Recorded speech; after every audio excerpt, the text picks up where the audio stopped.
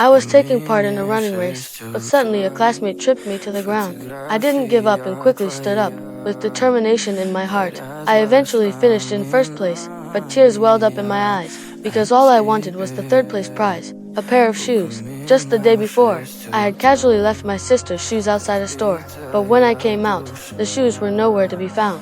I returned home feeling downhearted. Facing my sister's puzzled look, I had no choice but to tell the truth. My sister felt extremely sad. Those old shoes were her only pair, so my sister and I had to share a single pair.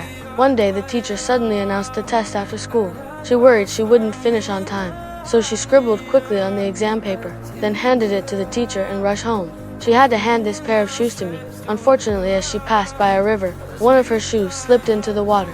She tried to grab it, but it was always out of reach. Then the shoe floated under a slab and was stuck underneath. My sister was at a loss and started crying. This soon caught the attention of the shopkeeper. After hearing the situation, the shopkeeper used a stick to help clear the blockage. The shoe floated with the current, and a few minutes later, my sister finally got it back, but I still blamed her. She felt so sad that she burst into tears. Soon a good news arrived. During the break, the teacher announced there would be a running contest. The third place prize was a brand new pair of sports shoes. I begged the teacher desperately and got a chance, so I trained hard every day, hoping to give my sister a joyful surprise. On the day of the race, everyone wore fancy sneakers. I was the only one in a worn-out pair. Could I really beat the others? The race began, and I kept thinking only of my sister. At that moment, someone deliberately tripped me.